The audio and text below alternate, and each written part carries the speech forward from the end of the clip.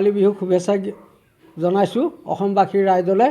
আৰু লগতে মই এই পেঁপা বাদ্য বনাবলৈ তৈয়াৰ কৰিছোঁ আৰু মই আনন্দিত উৎফুল্ল হৈ এই ৰঙালী বিহুৰ কাৰণে প্ৰস্তুত হৈছোঁ। মই এই বিষয়টোৰ লগত মই 9 বছৰ বয়সৰ পৰা আজি 2026 বছৰ বয়সলৈকে এই পেঁপা বাদ্যটোৰ লগত মই জড়িত হিচাপে আজিও জীয়াই ৰাখিছোঁ অসমৰ মাননীয় হিচাপে নিয়মত। পেঁপা মই মাজুলী আৰু ঢকুৱাখানা এইবাৰ এযোৰ দুলীয়াজান গৈছে আৰু এযোৰ তিনিচুকীয়া গৈছে। এই দুযোৰ পেঁপা মই বৰ্তমান এইবছৰ বিক্ৰী কৰিছোঁ আৰু বৰ্তমান এইযোৰ আছে।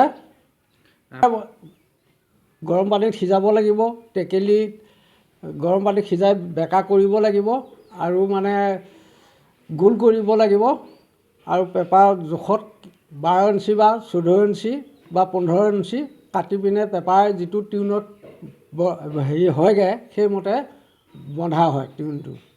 পেঁপা বনাওঁতে বেছি দিন সময় নালাগে। 5-6যোৰ পেঁপা 4-5 দিনতে মই বনাই তৈয়াৰ কৰিব পাৰোঁ। পেঁপাৰ দাম বৰ্তমান বেলেগ দেশত 18,000 20,000 দি আনিছে, কিন্তু মই সিমান পইচা লোৱা নাই। লোক সংস্কৃতি হিচাপে মই বাদ্যটো 10-12 হাজাৰত বিক্ৰী কৰোঁ। প্ৰথম অনুষ্ঠান মোৰ ঢকুৱাখানা ফাট বিহু। অসমৰ ভিতৰত য'ত ফাট বিহু হয় তাতে মোৰ বেছিভাগ মই জোৰ কৰি কমিটিয়ে মোক নিমন্ত্ৰণ কৰে। সেইমতে মই মাজুলীৰ পৰা গৈ প্ৰত্যেক বছৰতে মই ঢকুৱাখানা প্ৰগ্ৰেম কৰি মাজুলীক গৌৰৱ কঢ়িয়াই আনিছোঁ।